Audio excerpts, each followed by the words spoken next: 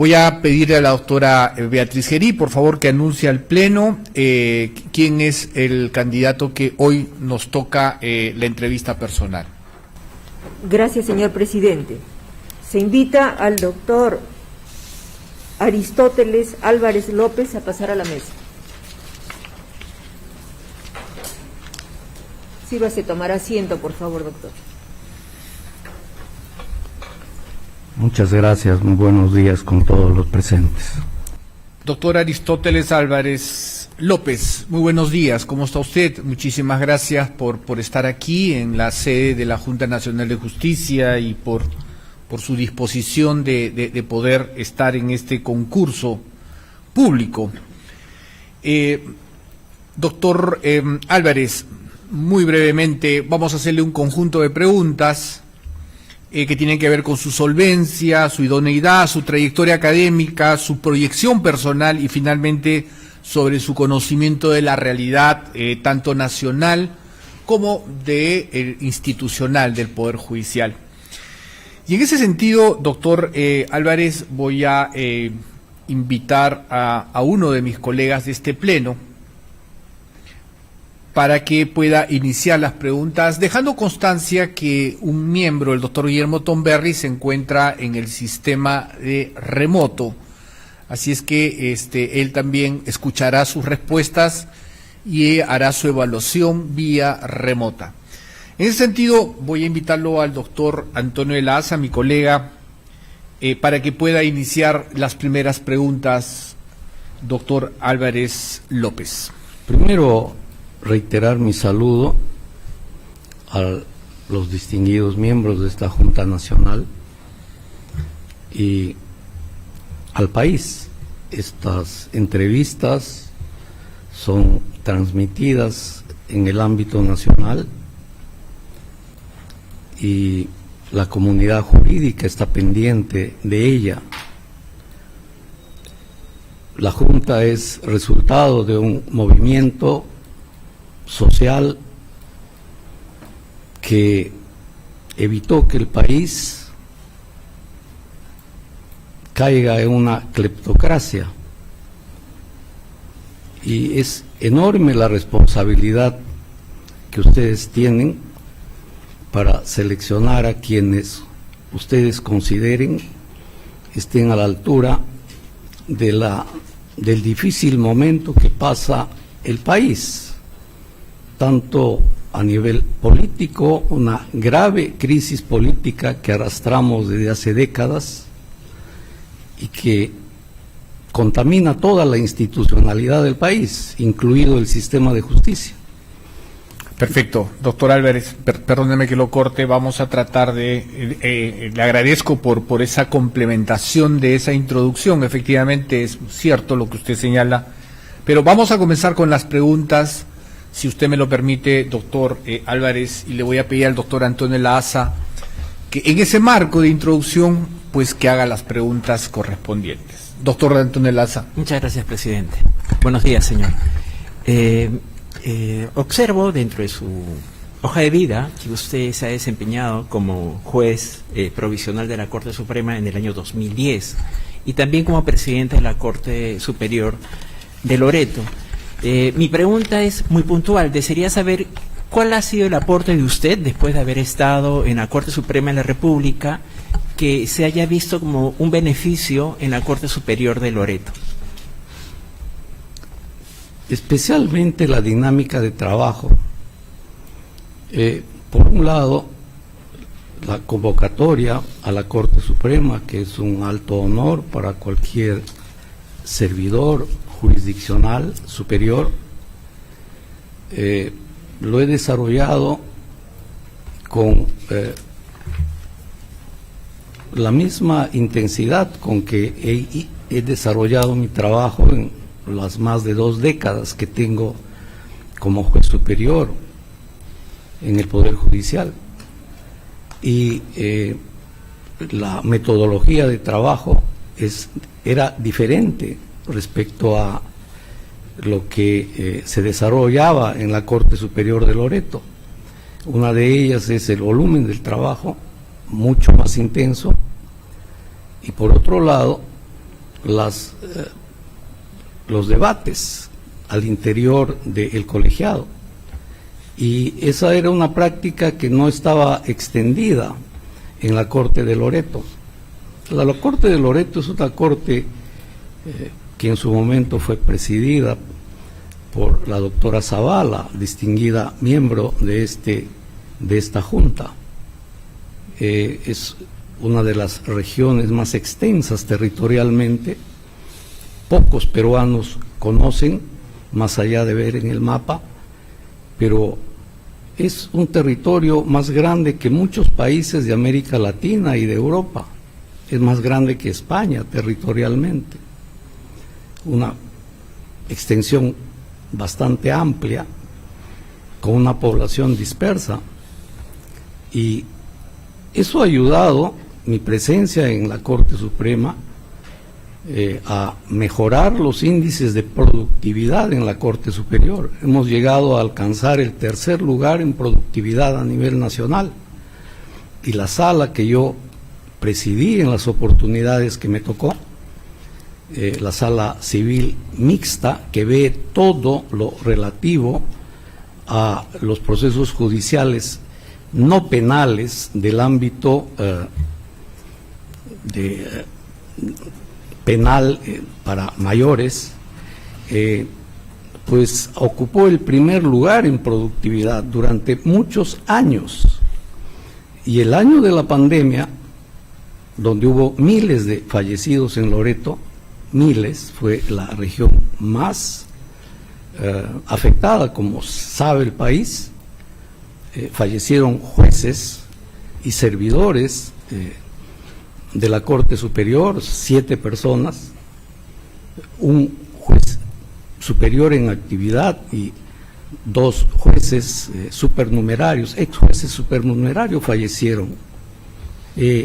Ese año la sala civil que presidí ocupó de lejos el 1er lugar en productividad. Señor, usted tuvo la oportunidad también de seguir una especialización, llamémoslo así, sobre innovaciones en la justicia de los Estados Unidos. ¿Cuál fue la experiencia que tuvo y cómo eso fue beneficioso para la Corte donde usted desempeñó el trabajo? Pero quisiera que usted lo materialice un poco más objetivo, ¿no? Si podría especificar con detalle. Muy bien. Estos cursos, que lamentablemente son 3 diplomados patrocinados por el CEJA, que es un centro que depende de la Organización de Estados Americanos, que forma parte, de la que formamos parte como país, y auspiciado por la Corte Suprema, pues he tenido 3 oportunidades de estar allí. Esos diplomados lamentablemente no fueron tomados en cuenta en el momento de la evaluación curricular, porque pese al patrocinio de una entidad de la que el Perú forma parte y de que la propia Corte Suprema auspicia, se ha pedido que no se cumplió con el submillado. Entonces no se consideró. Muy bien, eran las reglas de juego establecidas por la Junta, que lo asumimos, pero está claro que desde que el año 2010 yo hice una tesis sobre el tema del precedente vinculante en el Perú, mi tesis de maestría gira en torno a ello, las incongruencias que tiene el Tribunal Constitucional. He tenido en mira el sistema anglosajón, y porque el precedente vinculante, como se sabe, es regla de oro en el sistema del common law, y aquí en nuestro país estamos tratando de incorporar ese sistema. La oralidad es parte de ella, y el conocimiento cercano de eso, hemos tenido oportunidad de reunirnos con jueces tanto de Nueva York, de Washington, incluso un miembro de la Corte Suprema de los Estados Unidos, ellos son 9 integrantes, como sabemos, forma parte, porque es una apertura del gobierno norteamericano para que los países de América Latina interesados en conocer más de cerca su sistema lo hagan. He sido el único juez del Poder Judicial que participó en el evento de Washington. Eso ha sido cubierto en mis gastos, por mis gastos personales, ¿verdad? Todos esos eventos no tienen financiamiento público. Lo que se nos ha dado, y es bastante ya, en un país pobre como el nuestro, es la licencia. Okay. ¿Qué repercusión es eso en nuestro trabajo concreto? La oralidad la desarrollamos con intensidad, pero va a ser un proceso prolongado que el Poder Judicial pueda incorporar, porque es toda una práctica centenaria, siglos de esa práctica, y que acá se está introduciendo a pie forzado. Eso no va a ser un proceso rápido. Tienen que ver con muchos mecanismos, incluso psicológicos, de los que intervienen en los procesos judiciales. Yo hice informes sobre eso a la Corte Suprema porque era parte de mis obligaciones de hacerlo presente, y cumplí con esa obligación, y eso se ha desarrollado como práctica hasta hoy en nuestra Corte Superior. Ok. Usted también ha escrito ha tenido experiencia como investigador, y usted ha escrito un libro vinculado que se titula En busca de la memoria perdida, vinculado a la comunidad de Yurimagua. La Constitución Política del Estado señala en el artículo 149 sobre las autoridades de las comunidades campesinas y nativas, y con el apoyo de las rondas campesinas puede ejercer funciones jurisdiccionales. Y usted ha mencionado, Loreto, la amplitud, el tamaño, las características geográficas de la localidad. Entonces yo le pregunto a usted, ¿usted comparte el criterio de las funciones jurisdiccionales que deben tener las comunidades campesinas y nativas? ¿Considera que eso es viable frente a otro tipo? ¿Y cómo debería ser? ¿Cómo debería ser? La humanidad ha creado el derecho. El derecho es una creación de la civilización humana. Se tiene registros de hace 10.000 años ya de evidencias científicas de la presencia del derecho como un factor regulador de la convivencia humana. Nosotros somos depositarios de la cultura occidental. ¿Cómo debería ser esa jurisdicción? ¿Cómo se la imagina? Es la que han desarrollado por milenios esas comunidades. Hablamos de las comunidades nativas de la selva como una cosa casi episódica, cuando ellos tienen miles de años de evolución y de realizarse en la vida con sus propios estilos y formas, y toda vida en sociedad necesita del derecho, de reglas de convivencia. Es un instrumento de sobrevivencia finalmente. El derecho es la expresión del instinto de sobrevivencia humana. Sin el derecho no podríamos progresar y ni la humanidad haber avanzado y llegado a este punto en que estoy frente a ustedes. Correcto, pero yo le preguntaba cómo convivir con ese tipo de jurisdicción, con una occidental cuya formación es romana germana y donde usted, estimo, ha sido educado, formado como abogado. La convivencia, las reglas esenciales de convivencia que ellos practican no se distinguen de las nuestras en lo cotidiano. Son pocas las diferencias, y esas diferencias se han venido administrando pacíficamente. Yo ejercí la presidencia de la Corte de Loreto durante 2 oportunidades, y una de las políticas que desarrollé con intensidad fue la creación de juzgados de paz. Hay zonas de la Amazonía donde no hay presencia del Estado peruano, pero sí hay presencia de comunidades, y creamos jueces de paz con los procedimientos que están establecidos para el efecto, que es la elección de su comunidad y en la mayoría de casos era el APU de la comunidad quien era elegido jueces de paz, y nosotros le hemos dado todo el apoyo formativo, eventos en sus comunidades. Esa política, lamentablemente, por razones de la pandemia, supongo, se ha ido debilitando en el Poder Judicial, y es una política esencial.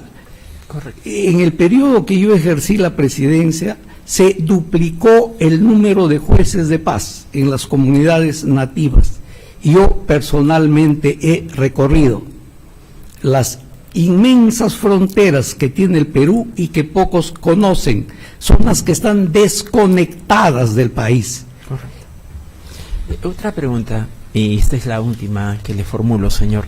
En el supuesto que el Pleno estimase que usted ocupase un cargo como juez supremo, le pregunto a usted, ¿cuáles serían las 3 ideas básicas que usted ingresaría a innovar y que deberíamos nosotros considerar como una oportunidad de mejora, que al final de su gestión, en el momento determinado, usted quisiera ser recordado como un aporte a nuestro país? ¿Cuáles son esas tres ideas? Le pido solamente 3.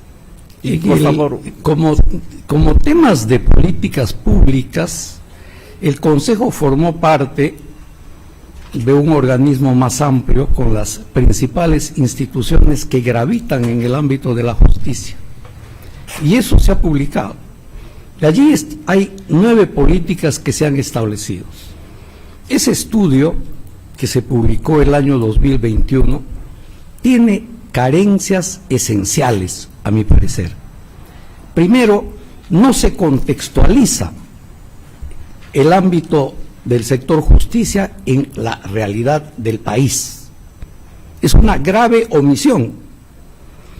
Nuestro país atraviesa una profunda crisis social, económica, institucional desde hace décadas.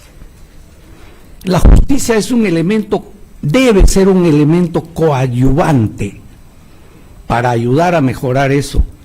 Hay temas estructurales, naturalmente, que no se han abordado.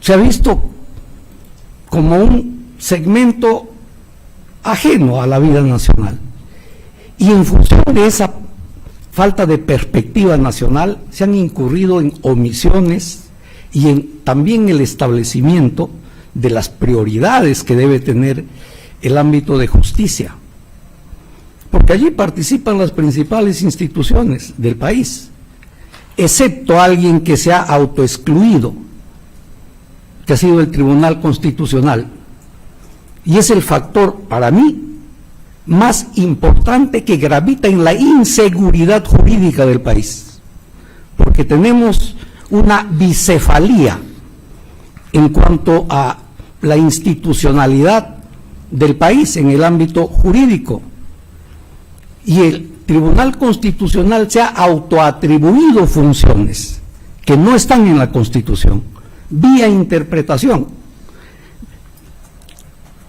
haciendo un uso abusivo, a mi parecer, de una norma jurídica que tampoco está en la Constitución, que es que en su ley orgánica se dice que es el supremo intérprete de la Constitución. Eso no está en la Constitución. Pero en razón de la grave crisis institucional del país, ellos se han ido autoatribuyendo funciones, a tal punto que es el Tribunal Constitucional el tribunal más poderoso del mundo. Y los países anglosajones, que en Occidente son los países más estables y más ricos, y que tienen una aceptación social superior al 60% de su ciudadanía, no tienen tribunales constitucionales. Entonces, resumiendo, señor, hay 3 elementos, a mi parecer. Primero, el tema corrupción. ¿El segundo? Debe estar en primer lugar ello por las razones que he señalado. ¿Segundo? El segundo, señor, es el tema de la violencia contra la mujer, que es un factor crucial en nuestra cultura. ¿Y el tercero? Tenemos el tema de la reforma del sistema penal. hay demasiados procesos penales relevantes en la vida nacional que siguen entrampados, porque se interponen acciones como el habeas corpus que paralizan los procesos judiciales. En Loreto, para conocimiento de este tribunal, un caso donde está en juego 1.000 millones de soles de una obra pública que no sirve hasta hoy a esa ciudad, estuvo paralizada durante 3 años por un habeas corpus que se interpuso en Piura, en uno de los juzgados, y que se dictó medida cautelar. Y que recién el Tribunal Constitucional, cuando resolvió eso después de 3 años, suprimió un precedente vinculante, que esas medidas cautelares en los habeas corpus se suspendían cuando terminaba el proceso. Y eso ha tenido graves repercusiones en el sistema de justicia que no se aborda para nada en ese trabajo al que me he referido. Y es una de las grandes omisiones. Hay una recapitulación válida de muchos problemas que enfrenta el sistema de justicia, pero se hacen graves omisiones. Por ejemplo, se omite también un tema de grave corrupción en el Perú, que son los arbitrajes. Solo en el Perú, el único país del mundo donde los arbitrajes públicos, que representan más del 95% de todos los procesos que ven los árbitros y que representan miles de millones de soles, solo en el Perú es obligatorio para el Estado ir hacia ese sistema, y no se habla nada sobre eso, excepto algunas políticas de maquillaje, pero manteniendo la esencia de eso.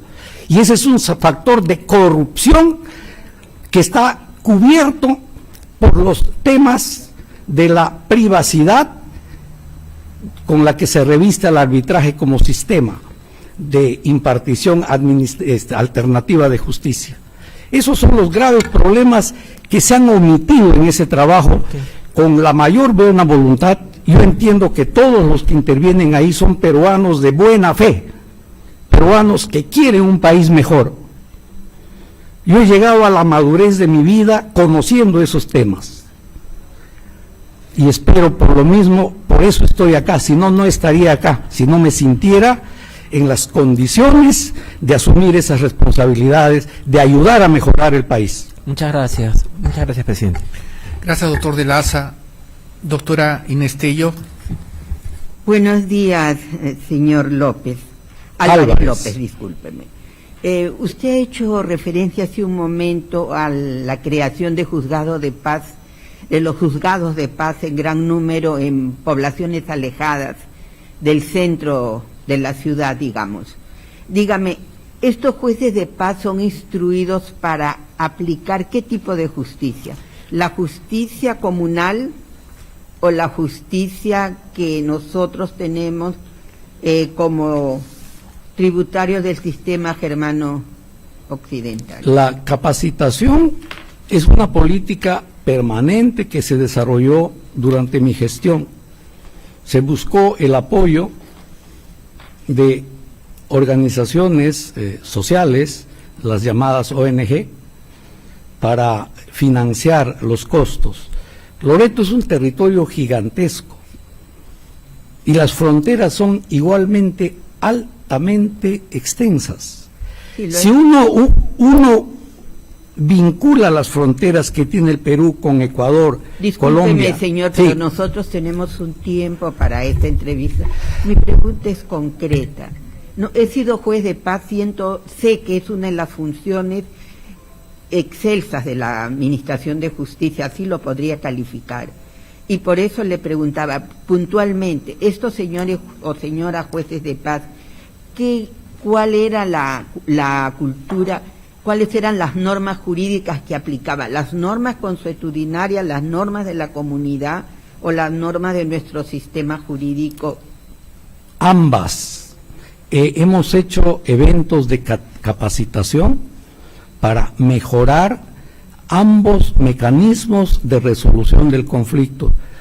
Usted mira la ley orgánica del Poder Judicial y los jueces de paz tienen competencia sobre muchos temas regulados en nuestra legislación ordinaria, vamos a llamarle así, la que está en los códigos, y una parte tiene que ver con lo consuetudinario, con sus costumbres. Este sistema... 2 veces al año hemos hecho eventos. Ya, perdone, ahora ¿encontró en estos procesos de capacitación algún conflicto entre las prácticas consuetudinarias y los derechos humanos que merecieran que ustedes tuvieran que buscar el cambio de alguna costumbre? De varias. Una de ellas, por ejemplo, es que las menores de edad en ciertas comunidades nativas alejadas de los centros urbanos, dado la extensión del territorio de Loreto, desde que la niña comienza a menstruar, los adultos de su comunidad asumen, y esto incluye a madres y padres que ya están en aptitud de ser mujeres y se inician en la vida sexual, y nuestro sistema condena a ello, no admite voluntad hasta los 14 años, por razones científicas, ¿Cómo solucionaron biológicas. ese problema? Es ¿Qué hicieron? exhortación y trabajo cultural, porque estamos hablando con una cultura que tiene arraigadas miles de años, y lo más difícil de cambiar es la cultura. Y ese es, por ejemplo, uno de los temas que se han tenido. El otro tema son los castigos físicos, que también existen en las comunidades para cierto tipo de infracciones y que nuestro sistema jurídico no acepta como válido. Castigos físicos, y en algunos casos hasta en algunas comunidades todavía hay las venganzas de vida o muerte. Todo eso es un proceso progresivo, valga la expresión, lo progreso. ¿Y este proceso ha continuado? Sí, se ha interrumpido, distinguida doctora, se ha interrumpido lamentablemente. La pandemia ha tenido efectos destructivos en la organización social del país. ¿Esos juzgados de paz continúan laborando o, como usted nos dice, se han destruido? No, sí, continúan, mantienen una permanencia formal. La Corte tiene una oficina dedicada al seguimiento del trabajo de la justicia de paz. Y me parece que ese es un factor que, por ejemplo, en el estudio que ustedes han hecho, usted formó parte de esa comisión, ahí aparece su nombre como suscribiente de ese programa de reforma del sistema de justicia en el país, en representación de esta digna junta. Omisión.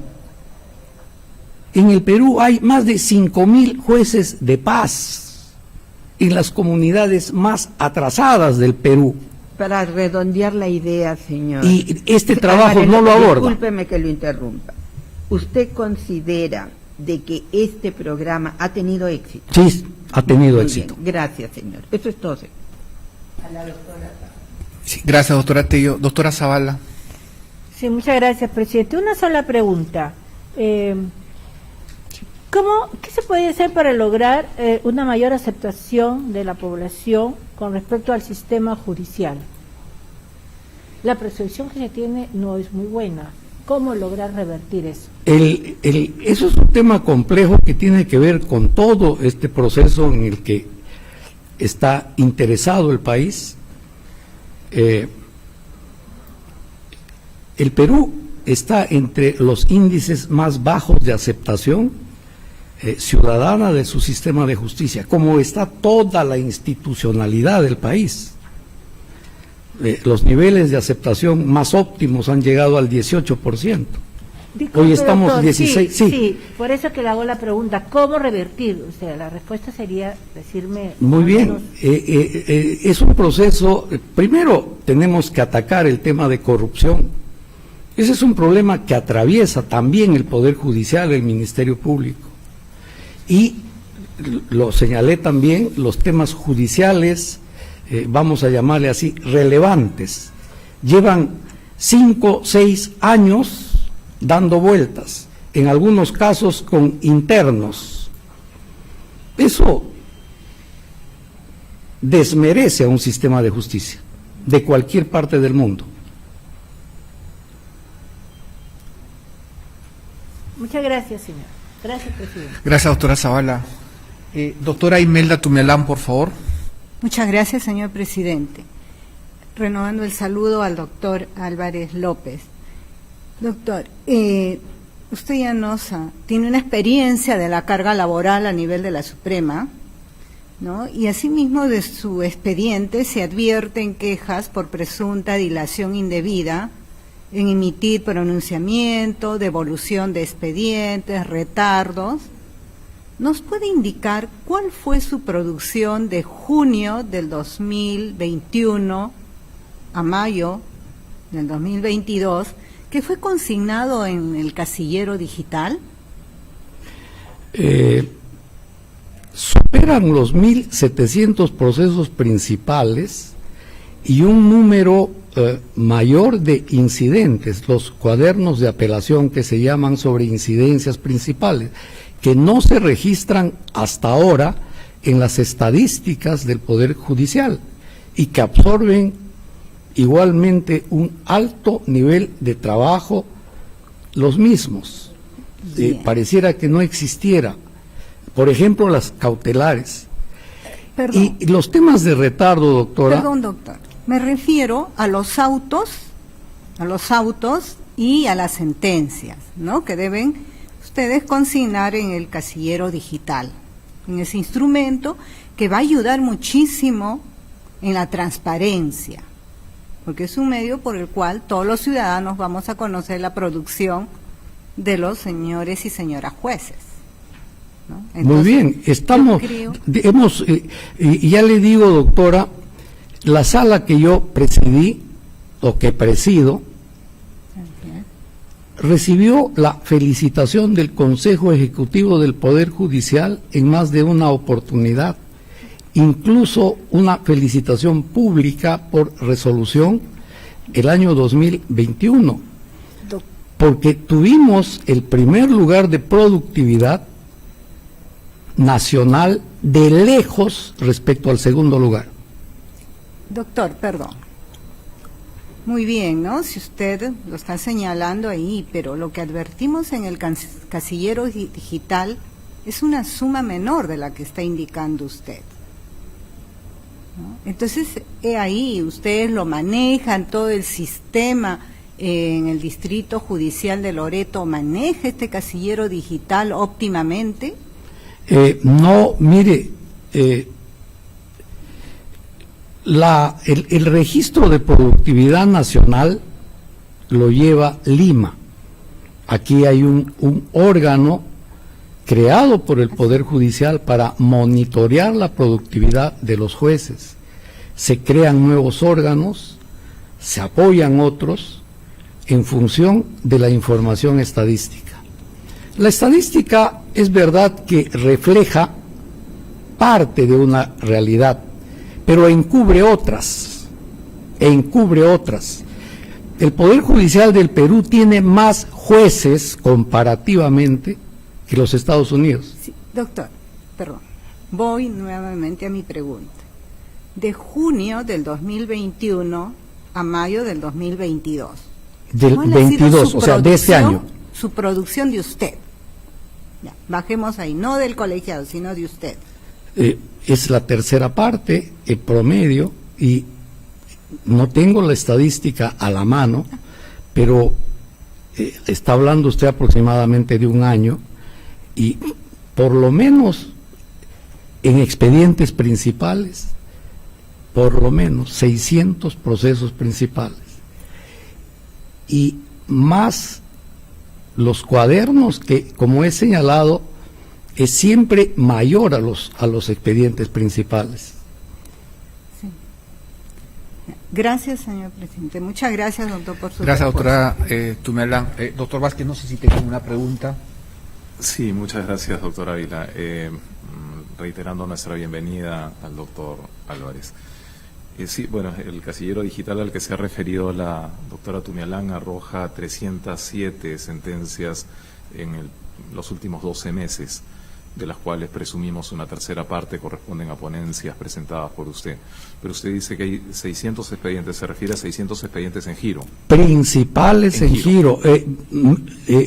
Esa información que ustedes disponen... es la información pública. Está claro eso, pero para mí está claro que es una información inexacta. Correcto. Yo no hago un seguimiento, debiera hacerlo, pero no suelo hacer ese seguimiento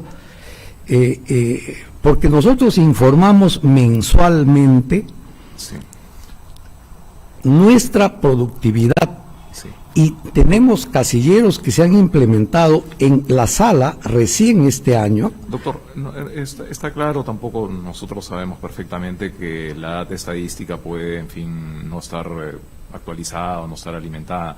En realidad es solamente un punto de partida para preguntar ¿cuántas ponencias estima usted respecto de sentencias que ha presentado en los últimos 12 meses?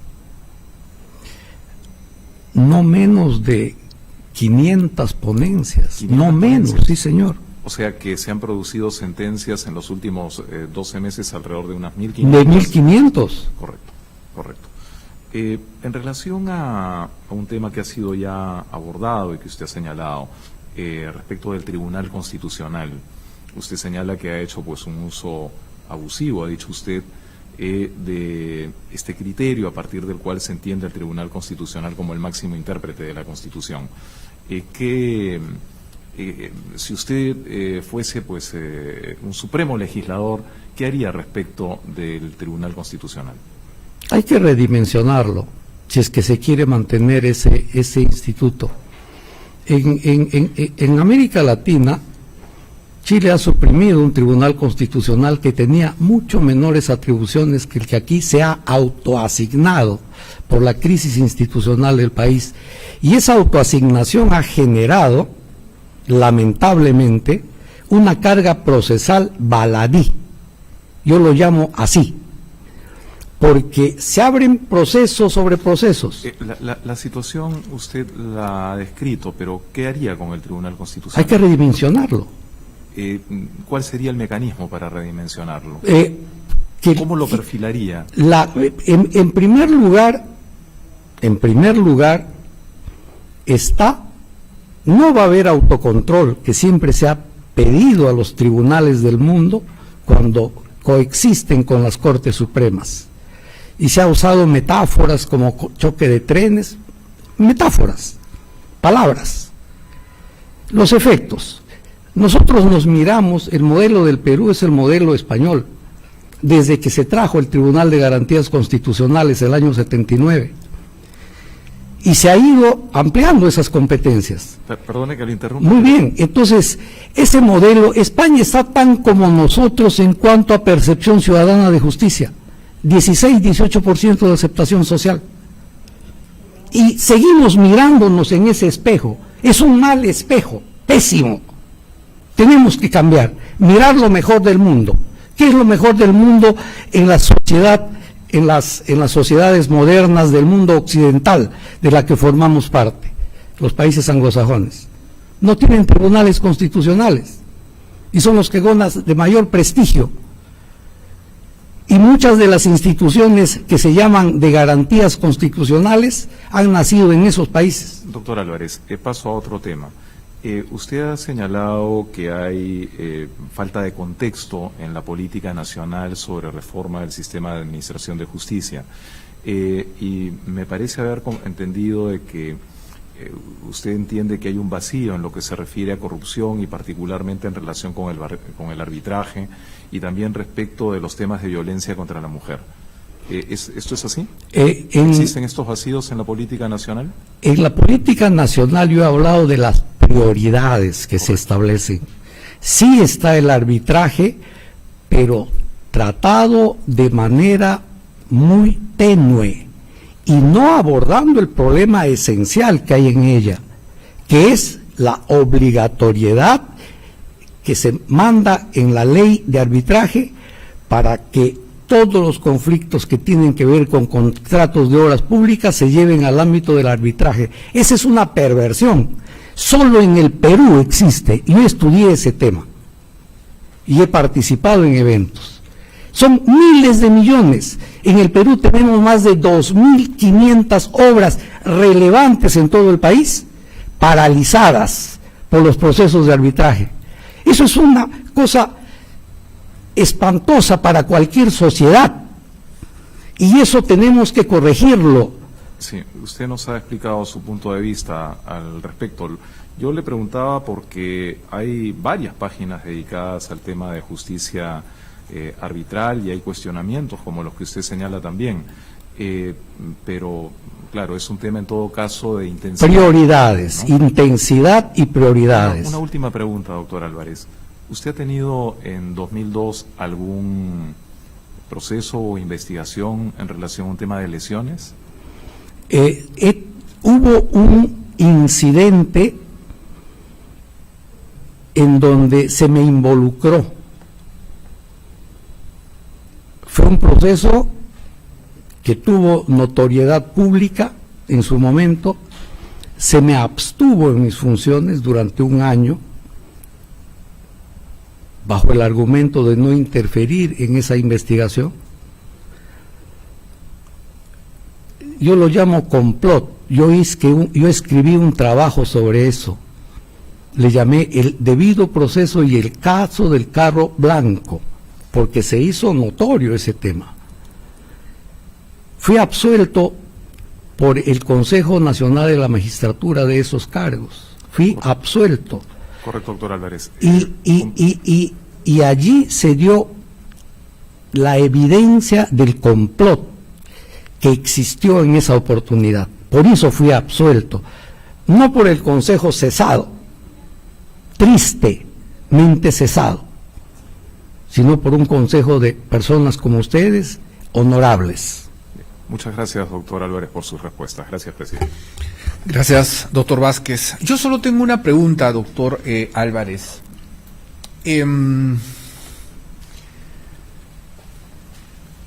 Con la trayectoria que usted exhibe, ¿cuál de las especialidades de los órganos jurisdiccionales del Poder Judicial considera usted que requiere un proceso de modernización en forma urgente? El ámbito penal y contencioso administrativo, dos áreas. El ámbito penal y el ámbito contencioso administrativo. Correcto, hay una sobrecarga y mucho de ellas, con el perdón de la expresión, de bagatela. Correcto, correcto.